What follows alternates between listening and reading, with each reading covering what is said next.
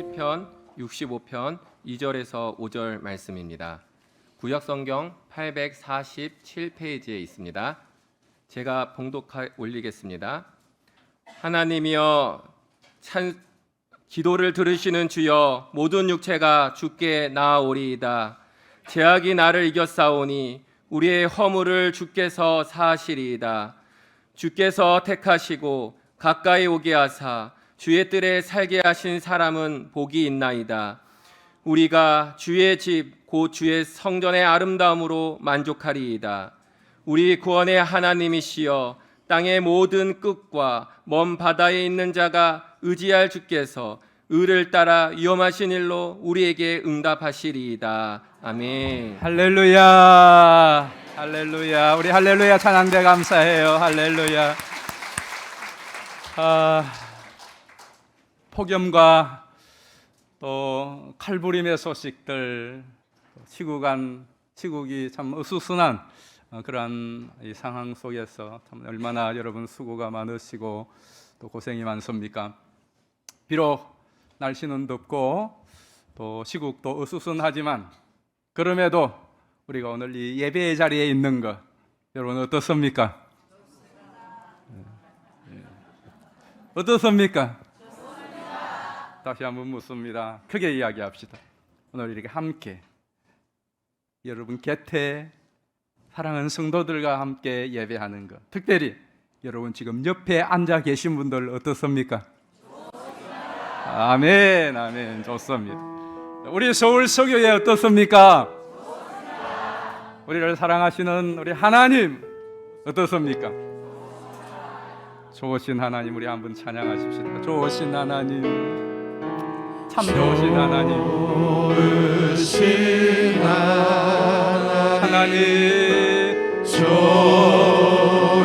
좋으신 얼마나 좋습니까? 참 좋으신 나의 하나님, 우리의 기도를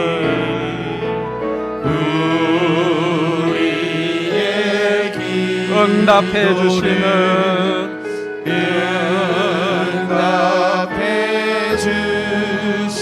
참 좋으신 누구의 하나님? 나의 하나님, 한없는 축복을 한없는 주 누구에게? 우리 모두에게 주시는 참 좋으신 나의 하나님.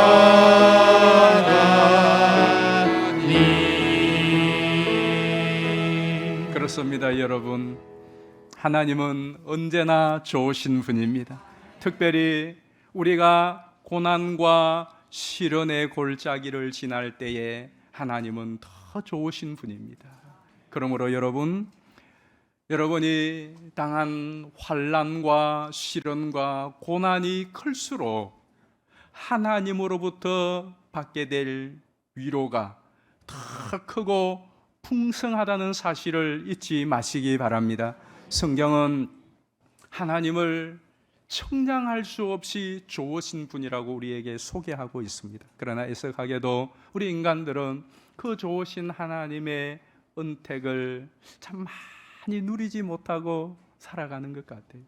하나님의 이 놀라운 은혜와 은택을 누리는 것보다 많은 사람들은 하나님의 진노와 심판을 쌓고 있는 듯해요. 비구름이 쌓이면 소낙비가 쏟아지는 것처럼 하나님께 대한 불신과 불순종이 쌓이고 쌓이면 결국은 하나님의 진노와 심판이 쏟아지게 되어 있어. 그러나 반면에 내가 하나님께 대하여 순종과 헌신과 기도를 쌓으면, 그것이 쌓이면 축복의 장막이가, 은혜의 장대비가 쏟아지게 될 줄로 믿습니다. 여러분들은 지금 하나님께 대하여 어떤 것을 쌓고 있습니까? 부모는 태어난 자식이 이 세상을 사는 동안 잘 되고 잘 살기를 누구나 바라죠.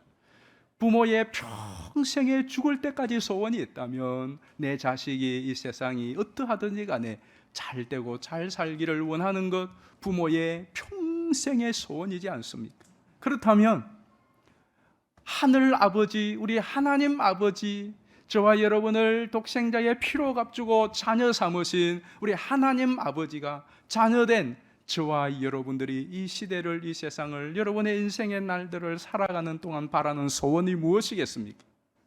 우리가 잘 살기를 원하는 것, 누구보다도 하나님이 원하시는 거죠. 때로 형통할 길을 갈 때나 또 고난과 시련의 그친 광야를 걸어갈 때에도, 내가 병들었을 때나 건강할 때나 또 때로는 답답하고 숨막히는 삶의 현장을 만났을 때라도, 절망의 긴 터널을 지낼 때에도, 그때에도 그것을 잘 감당하고 통과하기를 원하시는 분이 하나님이세요. 그렇다면 여러분, 상황이 어떠하든지 간에 그 상황을 잘 살아내는 비결은 무엇이겠습니까? 우리가 성경 중에서, 특별히 구약 성경 중에서 가장 고난을 많이 당한 사람, 고난의 상징으로 한다면 누구를 들 수 있겠습니까? 예, 뭐 서로 눈치 보는데 자신 있게 이야기했어요. 고난의 상징 누굴까요? 예, 욥파, 다윗파, 야곱파, 뭐 다양할 겁니다. 그렇습니다. 그런데요, 욥, 야곱, 예레미야, 많은 고난 사람들이지만, 그러나 아무리 성경을 보아도요, 제1위는 다윗입니다. 시편을 보면서 다윗이 얼마나 힘들었을까. 실제로 다윗은 뭐라고 고백하죠? 내가 죄중에 잉태되었다고 그랬어요. 그가 태어나서 그의 어린 시절은 광야에서, 집에서부터 아버지에게도 인정받지 못했어요. 아무에게도 인정받지 못하고 광야로 내몰려서 광야에서 양치면서 그 어린 10대의 소년이 사자와 곰들과 맞서서 싸워냅니다.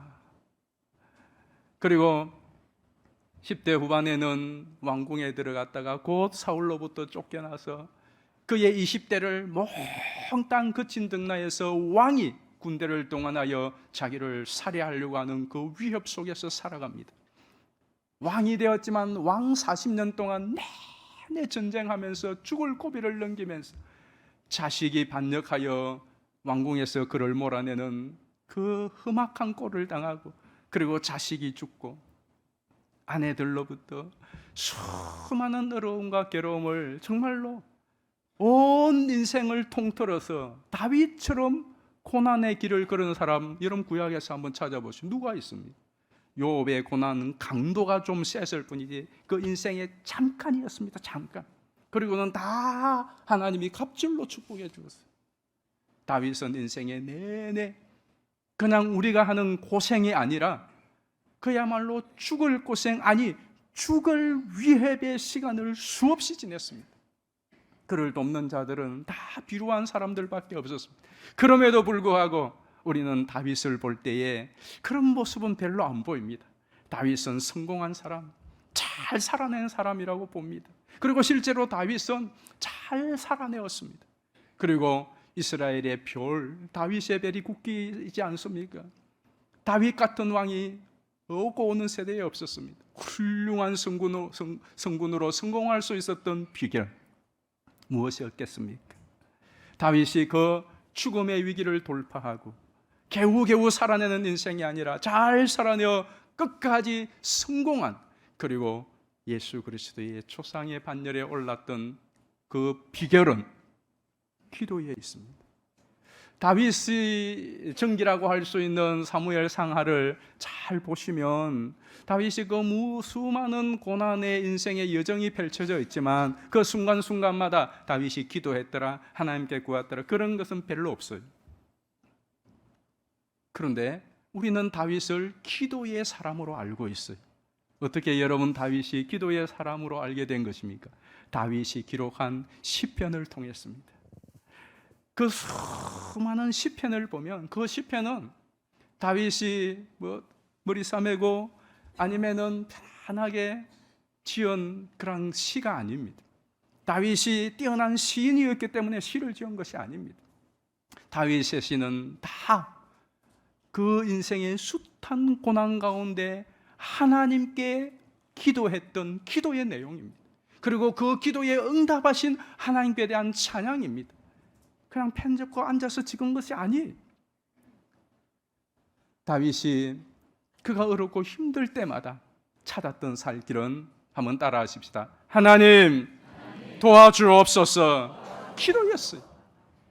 따라 하십시다. 기도는 살 길이다. 모든 시대 모든 사람의 살 길인 줄 믿습니다. 왜 그렇느냐? 기도가 살 길인 5만 가지 이유가 있지만 딱 2가지로 요약하면, 첫 번째는 한번 같이 읽어보실까요?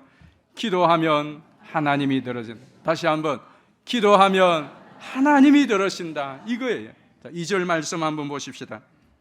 기도를 들으시는 주여 모든 육체가 주께 나아오리이다. 아멘. 다윗이 기도를 들으시는 주여. 여러분, 하나님이 기도를 들으시는 줄 믿습니까?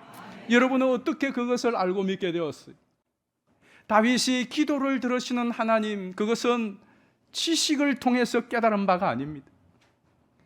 누구의 가르침을 통하여 누구의 간정을 듣고 깨달은 바가 아니라 다윗이 자기의 인생 가운데 숱한 체험에서 나온 것입니다.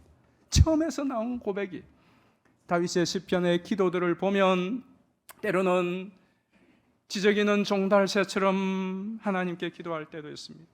때로는 슬피 우는 비둘기처럼, 때로는 굶주린 사자처럼 큰 소리로 부르짖을 때도 있었고, 너무나 고통이 심각하고 심하여서 소리조차 낼 수 없어서 신음 가운데 기도하는 것도 있었고, 때로는 기도를 보면 원망하기도 하고 저주하는 시도 있기도 하고, 그리고 한탄하며 때로는 절망과 낙담에 신음하는 그런 기도들도 있습니다.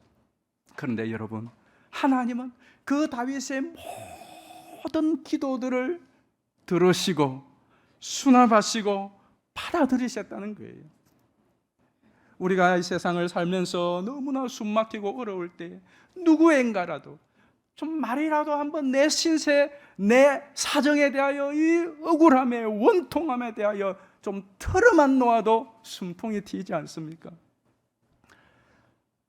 지난 2022년 5월 달에 나는 기도하기로 했다라는 책이 나왔습니다. 이 책을 지은 분은 한근영 사모님이에요. 이번에 남편 조혁진 목사님은 인천의 담토고 길 닦는 교회의 담임 목사입니다. 그런데 지난 2021년도에 이 사모님의 친구 사모님이 난소암 사기 판정을 받았어요. 그리고 그 암이, 난소에서 시작된 암이 온몸으로 번져 나중에 뇌에까지 암이 번졌습니다. 뇌에까지 암이 번졌다는 소리를 듣고 양건영 사모님이 너무나 불안함과 염려에 하나님께 나아갔어요. 그리고 하나님 이렇게 질문을 들었다고요. 하나님 어떻게 해요? 하나님 대답은 기도해야지. 그리고 기도해야겠다는 한 가지 생각밖에 들지 않더라는 거예요. 그리고 이 사모님이 단지 자기 친구 사모님을 위하여 기도해야 되겠다는 그 생각만 있었던 것이 아니라 그동안 20년 동안 난치성 희귀병으로 고통과 통증 가운데 있는 남편과, 그리고 10년째 우울증과 불안 장애를 앓고 집에서 집거 중인 큰아들, 그리고 코로나 때 고군분투하고 있는 고3 수험생인 둘째 아들, 그리고 아직도 미자립된 자기 교회, 그리고 그 교회에 여러 가지 생활고와 질고를 안고 씨름하고 있는 성도들을 생각하며 기도로 하나님께 나아갔어. 이 모든 상황에 하나님에 대하여 좀 물어봐야 되겠다는 그런 생각이 불을듯 일어나거든. 그런데 그 생각이 마치 어떤 중요한 사건을 목격하고 그 사건의 목격자가 된 것 같은 그런 비장한 각오가 생기더라는 거예요. 20년의 그 남편의 투병 생활과 그 자녀의 정말로 억창이 무너질 것 같던 그 고난의 시간들을 기도로 버텨내어 왔는데, 그 사모님의 그 고백 가운데 그럼에도 불구하고 때로는 기도에 대한 무력감이 물밀듯이 몰려오는 때도 있었다는 거예요. 특별히 거의 종일 누워 지내는 남편, 때로는 집에서조차 일어서면 어지러운 현기증 때문에 백을 짚고서야 몸을 추스리는, 그리고 뱅이에 차도가 없는 그 남편을 보면서 심신이 쇠약해질 대로 쇠약해버립니다. 그건 남편과 함께 교회를 섬기면서 철야기도, 새벽기도에 앞장서 나갔던 영적 기백은 다 사라지고 기도조차 할 수 없는 그런 좌절감과 절망의 수렁에 푹 빠져들어갈 때를, 근데 그럴 때면 또 어디선가 기도의 불씨가 하나 날아와서 또다시 기도해야 되겠다는 생각이 드는데, 근데 어느 날 기도해야 되겠다는 생각이 들어서 창고방에 들어가서 오랫동안 굳었던 입을 열었다.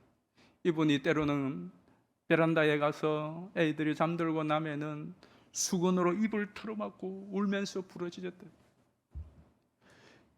입을 열어서 부러지죠. 기도를 하고 나면 그때에 한 가지 깨달은 생각이 있어요. 제가 그 글을 그대로 인용해 보겠습니다. 기도가 호흡이라는 사실, 나는 마치 숨이 꺼졌다가 급히 산소 호흡기를 대자 숨을 편안히 쉬게 된 환자 같았다. 오랫동안 끊겼던 기도를 30분 정도 들인 뒤에야 나도 모르게 후 하고 긴 숨이 내쉬어졌다. 이제야 좀 살 것 같다라는 말이 절로 나왔다. 공기 혼탁한 도시에서 살던 폐병 환자가 내 고향 제주도의 숲속에서 맑은 공기를 들이마신 심경이었다. 여러분, 그런 경험 있지 않습니까? 그렇습니다. 누군가가 내 이 답답한 마음, 내 이 말 못할 사정, 내 이 공경을 내가 마음껏 털어놓을 때 털어만 줘도, 그렇게 털어놓고 나면 그래도 숨통이 튀고 좀 살 것 같아요. 하물며 전능하사 천지를 만드신 하나님께서 우리의 기도를 들어주신다. 하나님께서 우리의 사정을 들어주시고 우리가 하나님께 무엇이든지 마음껏 토로할 수 있다. 그보다 더 큰 축복이, 그보다 더 은혜로운 살 길이 어디에 있겠습니까? 두 번째, 기도가 살 길인 이유는 같이 한번 읽어보겠습니다. 시작. 기도하면 하나님이 응답하신다. 다시 큰 소리로, 기도하면 하나님이 응답하신다. 아멘. 하나님은 다윗의 그 기도를 들으실 뿐만 아니라, 듣고만 계실 뿐만 아니라 듣고 응답하셨어요. 자, 오늘 5절 말씀 보겠습니다. 우리 구원의 하나님이시여, 땅의 모든 끝과 먼 바다에 있는 자가 의지할 주께서 의를 따라 어미하신 일로 우리에게 응답하시리이다. 아멘. 그렇습니다. 여러분, 누군가 내 하소연을 들어만 줘도 숨통이 튀고 살 것 같던데 그 내 사정을 듣고 그것도 가장 좋은 것으로 응답하시는 하나님이 계십니다. 하나님이 계십니다. 그래서 시편은 기도를 들으시고 응답하신 하나님께 대한 감사 찬양이지 않습니까? 그래서 여러분, 이렇게 정리해 볼 수 있겠어요. 자막을 같이 한번 읽어보실까요? 시작. 기도는 고난과 시련을 기쁜 찬송으로 만들어내는 제적이다. 그렇습니다. 기도는 고난과 시련을 기쁜 찬송으로 만들어내는 제적이. 우리 할렐루야 찬양대가 불렀던 찬양, 그 두려움이 뭐가 되었어요? 내 기도 되었고 전날에 한 뭐가 되었습니까? 내 노래 되었. 아멘이십니까? 그러면 뭐 해야 될까요? 그래서 오늘 다윗이 우리에게 기도로 초대하고 있는 거예요. 자, 우리 2절 말씀, 2절은 같이 한번 읽어보실까요? 기도를 들으시는 주여, 모든 육체가 주께 나오리. 기도를 들으시는 주님입니다. 그러므로 여러분 다 주께로 나오십시오. 그렇게 말한단 말씀이에요. 다윗의 이 체험적 고백에서 나온 기도를 들으시는 주여, 이 말씀은 우리의 기도에 정말 큰 힘과 격려가 됩니다. 어떤 상황에서도 낙심하지 않고 실망하지 않고 기도의 줄을 놓지 않고 기도할 수 있는 끈앞풀이 되는 것입니다. 왜? 기도를 들으시는 주님, 언제나 무엇이나 어디서나 어떤 것이든지 언제든지 주님 앞에 내가 아뢰면 주님은 하나도 놓치지 않고 다 들어주신다. 들으실 뿐만 아니라 우리의 기도에 세세하게 응답하시며 우리를 도우시는 일에 조금도 소홀함이 없으시다. 그것은 우리에게 기도에 새 힘을 주는 것입니다. 다윗은 그러면서 이 기도의 응답의 체험 세 가지를 말하고 있어요. 첫 번째는 사죄의 은총이 있었다고 말합니다. 3절을 한번 보실까요? 죄악이 나를 이겼사오니 우리의 허물을 주께서 사하시리이다. 아멘. 죄악 때문에 미끄러졌던 적도 있습니다. 죄악이 나를 이겨먹는 때가 얼마나 많습니까? 그런데 그 죄 주님이 사사해 주신 이 새사함의 축복이 얼마나 컸던지요. 시편 32편 1절은 이렇게 고백합니다. 한번 보실까요? 허물의 사함을 받고 자신의 죄가 가려진 자는 복이 있도다. 아멘. 여러분 모두 그런 복된 분들인 줄 믿습니다. 그런데 여러분, 이 죄의 사함과 가려움을 어떻게 받을 수 있습니까? 예수님이 저와 여러분의 죄를 사하시기 위하여 대속제물이 돼서 십자가에 피 흘려 죽으셨지만 그럼에도 불구하고 이 주님의 사함의 축복을 받지 못하는 사람 얼마나 많아요? 여러분은 어떻습니까? 여러분은 지난 한 주간에 지은 죄와 허물의 모든 사함을 받고 이 자리에 계십니까? 그것은 결코 저절로 받아지는 건 아니에요.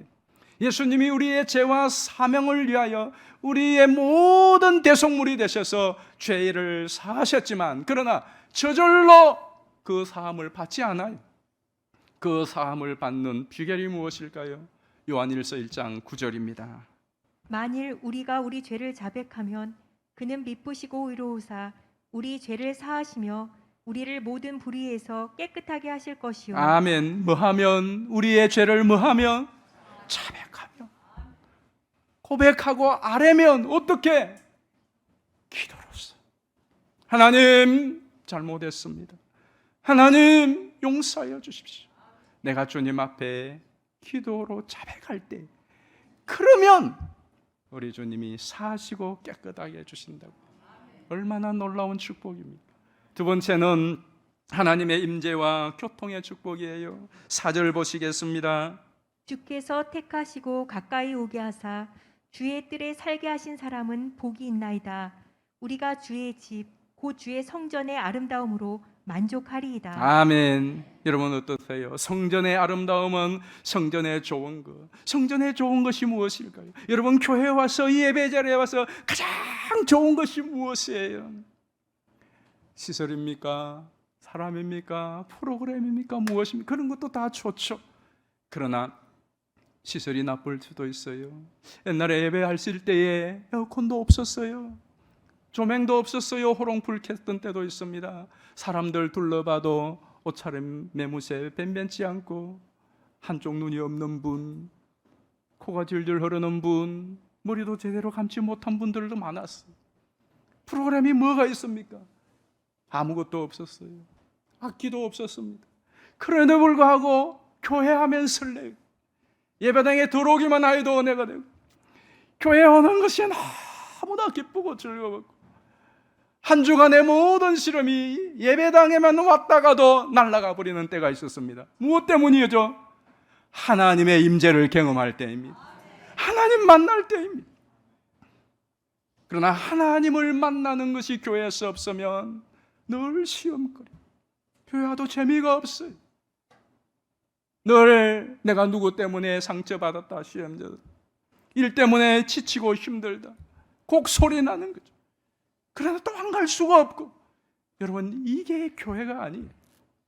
교회에서는 비록 사람에게 상처받고 일 때문에 지치고 삶 때문에 어렵고 다 모든 것이 힘들고 어려워도 교회에 와서 찬송하다가 말씀 듣다가 기도하다가 우리 주님이 내게 임하시고 우리 주님과의 교통을 경험하게 될 때에 치유와 회복이 일어나는 줄 믿습니다. 그런 만족과 기쁨 어디서 오는 걸까요? 누가 그런 하나님의 임재와 교통의 경험을 할 수 있습니까? 기도하는 사람입니다. 예배를 위하여 기도하고 찬양대를 위하여 기도하고 강단 기도하시는 분들을 위하여 기도하고 대표 기도자들을 위하여 기도하고 반주자를 위하여 기도하고 안내자들을 위하여 기도하고 설교자를 위하여 기도하고 함께 내 곁에 앉아 예배드릴 우리 믿음의 동료들을 위하여 기도하고 예배의 자리에 참석하면 문만 열고 들어와도 은혜가 있는 것입니다. 찬양을 들을 때 은혜가 있고 목사님을 보기만 하여도 은혜가 있고 장로님 기도하러 올라오기만 하여도 눈물이 나고 반주하는 모습만 봐도 은혜가 되고 옆에 사람 찬송하고 아멘하는 소리만 들어도 은혜가 되는 역사가 있을 줄 믿습니다. 언제? 하나님의 임재를 경험할 때 그렇습니다. 기도할 때에 그것이 가능합니다. 세 번째 축복은 하나님의 구원과 도우심을 입는 축복이에요. 5절 말씀 보겠습니다. 우리 구원의 하나님이시여 땅의 모든 끝과 먼 바다에 있는 자가 의지할 주께서 의리를 따라 어미하신 일로 우리에게 응답하시리이다. 아멘. 저는 이 말씀이 엄마 품처럼 너무 좋아요. 우리 아버지의 가슴처럼 너무 든든해요.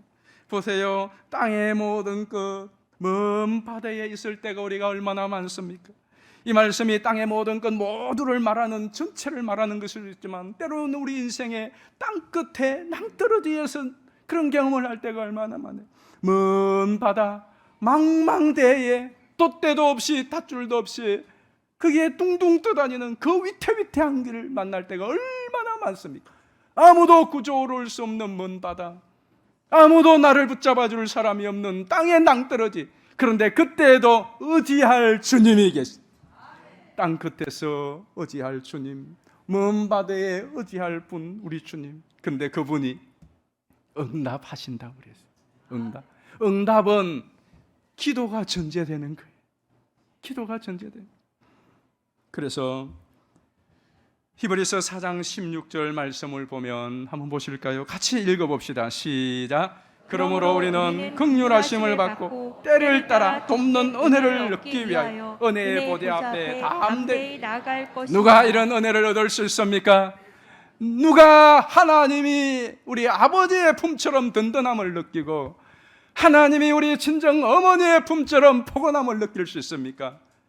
하나님의 보좌 앞에 하나님의 그 품에 기도의 머리를 박을 때, 기도의 무릎을 꿇어볼 때에 깊은 기도를 경험, 그때에 하나님이 때를 따라 도우시는 하나님의 힘과 능력과 도움을 경험하게 될 줄 믿습니다.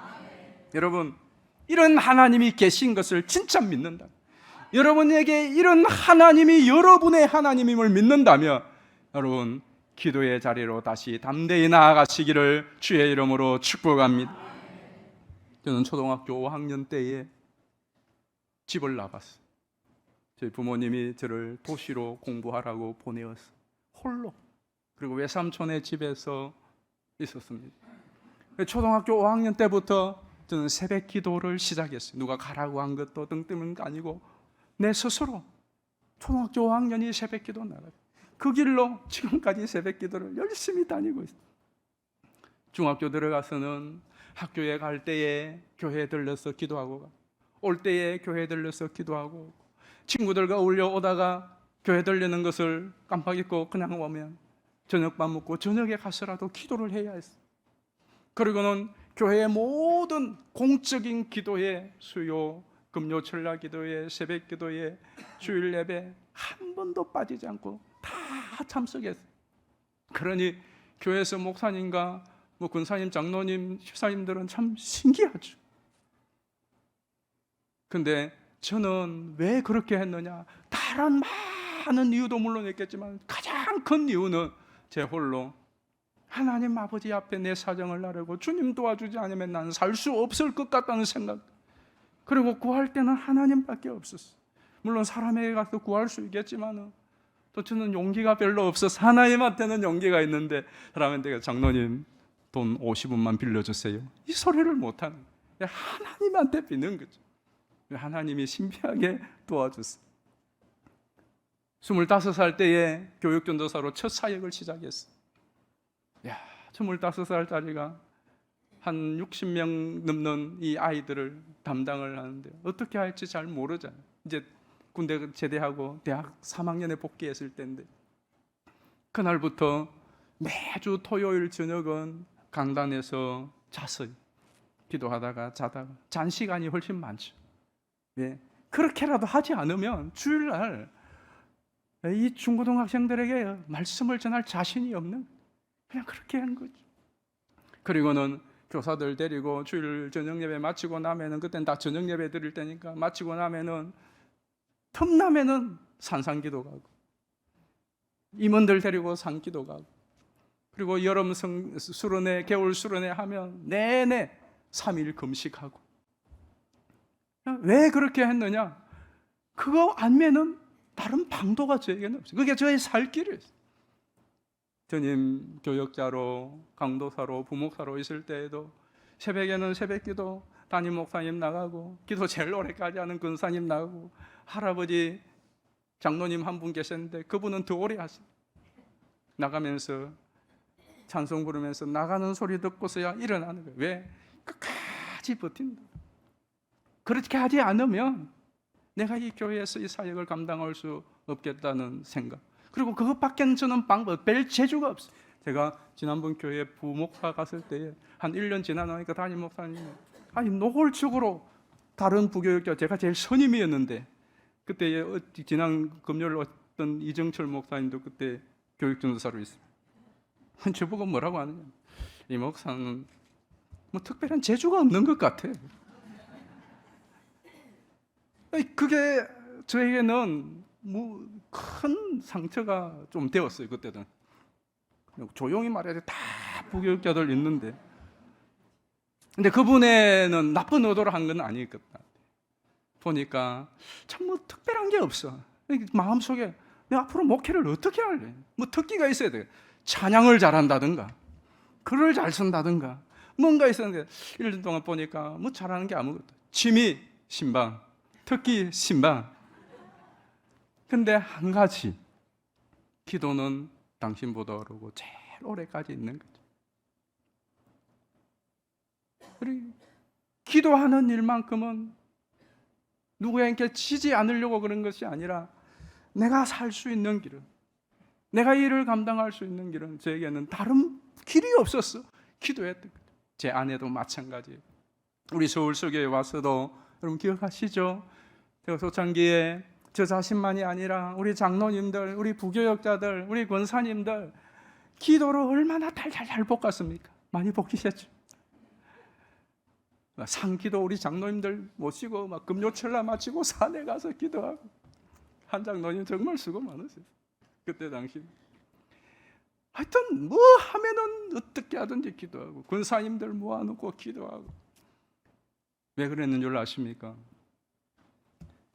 기도 외에는 저에게 다른 여러분을 섬길 방도가 없어요. 기도 외에는 이 목회를 돌파하고 나갈 다른 방법이 저에게는 없는 거죠. 그러니 하나님 앞에 그냥 기도하고, 혼자 안 되니까 같이 기도하고, 그렇게 한 거예요. 그런데 지금 확신합니다.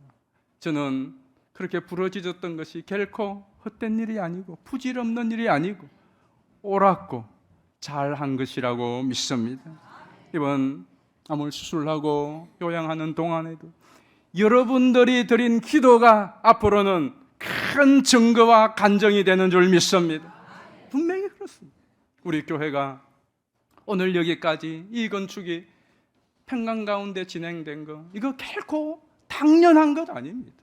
절대로 당연한 건 아니에요. 더구나 담임 목사가 큰 질병으로 요양 중에 있는데 교회를 매매하고 이사하고 건축이 시작되는 이 모든 일이 평강 가운데 진행되는 거, 여러분 결코 당연한 거 아니에요. 담임 목사가 근대하게 있어도 교회가 분란이 생기고 난립니다.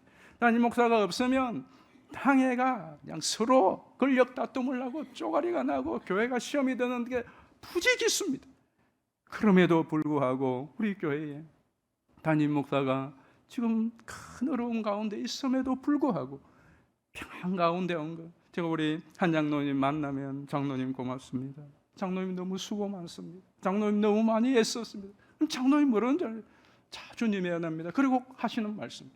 우리 당회원 장로님들 다 한마음이 돼 협력하니까 그렇죠. 만약에 한 사람이라도 딴지 걸면 어떻게 하겠습니까? 공을 장로님들에게 돌리는 거죠. 건축위원들에게 돌리는 거죠. 근데 여러분 그 말이 맞습니다. 근데 그게 당연한 게 아니에요. 하나님의 특별한 은혜인 줄로 믿습니다. 근데 그 은혜가 어떻게 주어진 것이죠? 여러분들이 그동안 지금까지 눈물로 기도하며 간절히 기도하며 먼 거리 마다하지 않고 주님 앞에 엎드렸던 기도의 응답인 줄 믿습니다. 그러므로 여러분에게 한 가지만 더 꼭 말씀드리고 싶은 것이 있습니다. 그것은 지금까지 과거로부터 지금까지 우리의 기도를 들으시고 응답하신 그 하나님은 현재에도 미래에도 우리의 기도를 들으시고 응답하시는 하나님이십니다. 과거의 하나님은 오늘의 하나님, 내일의 하나님인 줄 믿습니다. 그러므로 여러분 기도하는 일에 더욱더 분발했으면 좋겠어요. 애석하게도 우리 한국 교회 또 우리 교회 가운데도 여러분들이 이전보다 기도가 식어지고 기도의 시간이 다른 거는 늘어나고 발전하는데 기도는 줄어들고 기도의 모임들은 줄어듭니다. 전도회가 부서가 전에 모여서 기도했던 모임들이 줄어듭니다. 그 대신에 기도의 시간을 그 모임들을 다른 것으로 대처합니다. 그렇죠. 여러분 스스로 한번 생각해 보십시오. 우리 한국 교회를 보십시오. 얼마나 기도의 시간이 줄어들었는지, 기도의 모임들이 줄어들었는지, 그리고 그 시간 바쁘다, 또 힘들다, 시간이 없다 그러면서 그런 시간들을 다른 것으로 대체. 중요한 것은 결과가 어떻습니까? 그 결과 교회의 참담한 영적 상황에 직면하게 됩니다. 영적 침체와 쇠퇴.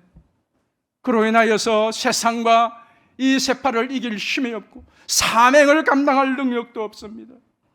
살았다 하는 이름은 있으나 마치 죽은 자와 방불한 근근히 생명만 유지하는 그러한 신앙생활을 하는 사태에 이르게 되지 않았습니까? 삶의 현장도 마찬가지죠. 우리 인생은 강야와 같은 삶을 살아가는데 삶은 더욱더 팍팍해집니다. 죄악은 더욱더 간영하고 악의 세력은 득세하고 그리고 우리에게 신앙을 지킬 힘은 더 약해지고 신앙을 지키며 산다는 것은 참으로 버거운 일이 되어 그럼에도 더 큰 인생의 비극은 하나님을 구하고 찾지 않는 것.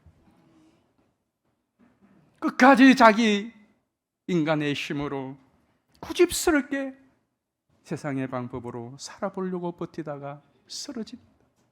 이 세상을 이길 힘은 위로부터 내려오는 하나님의 능력인 줄로 믿습니다. 그러므로 여러분이 다시 기도하게 될 때에 기도의 소리가 무성하게 되고 기도의 눈물이 강수처럼 흘러넘칠 때에 하늘의 생명력이 부어질 줄 믿습니다. 생태계가 영적 생태계가 복원될 줄 믿습니다. 악한 영들이 떠나갈 줄 믿습니다. 섭벌절 목사님은 교회가 기도할 때에 교회 천장에 달라붙은 마귀가 떨어져 나간다고 말했어요. 여러분들의 기도 소리에 여러분 가정의 심령의 교회에 악한 영들이 떠나갈 줄 믿습니다. 하나님께서 다시 부흥과 회복을 주실 줄 믿습니다. 그러므로 기도는 내 자신이 살 뿐만 아니라 가족을 살리고 교회를 살리고 나라를 살리는 살 길인 줄 믿습니다. 혼자 기도하려고 하면 힘들어요. 한근영 사모님 그 글에 이런 내용이 나옵니다.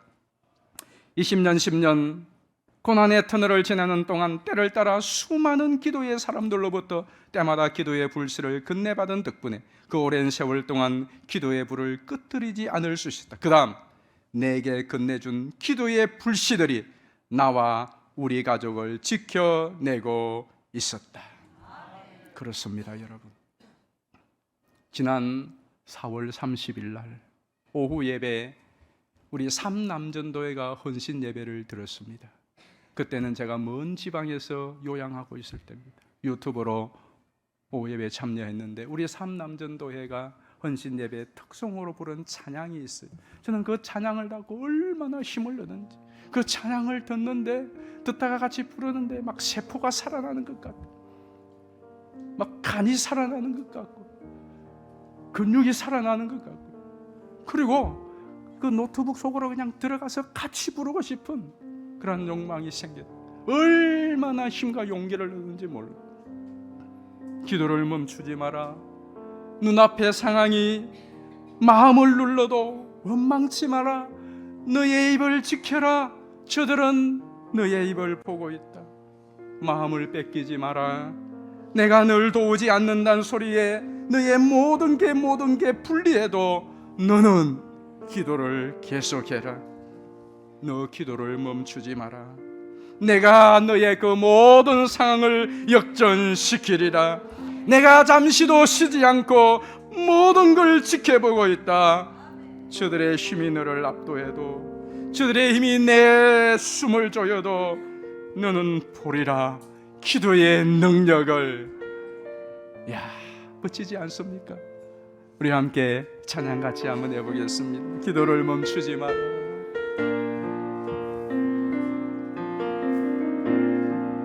기도를 멈추지 마라.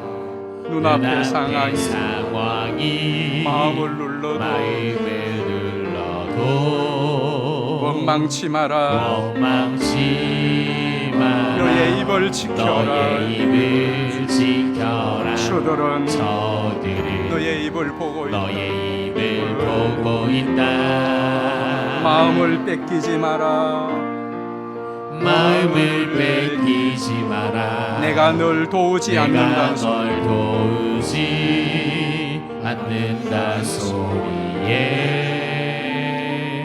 너의 모든 게 불리해도 너는 기도를 계속해라. 기도를 계속하라. 너 기도를 멈추지 마라. 기도를 멈추지 마라. 왜? 내가 너의 모든 상황, 너의 그 모든 상황 바로 역전시키리니. 너 기도를 멈추지 마. 내가 잠시도 쉬지 않고 모든 걸 지켜보고 있으니 바로 역전되리라. 저들의 힘이 너를 압도해도, 저들의 힘이 너를 압도해도, 저들의 힘이 내 숨을 조여도 너는 보리라. 기도의 능력을 내가 역전시키리라. 너 기도를 멈추지 마라. 내가 그 모든 상황, 너의 그 모든 상황을 바로 역전시키리. 너 기도를 멈추지 마라. 내가 잠시도 쉬지 않고 모든 걸 지켜보고 있으니 바로 역전되리라. 우리 같이 한번 기도하십시다. 그렇습니다, 여러분. 지금까지 기도의 줄을 붙잡고 기도해 오신 분들 잘 하셨습니다. 그러나 혹시 기도의 줄을 놓고 멈추었던 분들, 다시 기도를 결단하셔야 됩니다. 기도에 소홀했던 분들 다시 기도를 중하게 붙잡으셔야 됩니다. 왜냐하면 기도만이 이 시대를 살아내는 비결입니다. 우리 성전 건축을 위하여, 또 우리 환우들을 위하여, 여러분의 생활고를로 또 간영들의 눌림 가운데 이 시대를 돌파할 힘이 내게는 없지만 나 비록 약하고 이 세상 험하나 늘 기도 힘쓰면 큰 권능 받겠네. 주여 기도에 힘을 다하여 주옵소서. 우리 교회 다시 기도의 불을 붙여 주옵소서.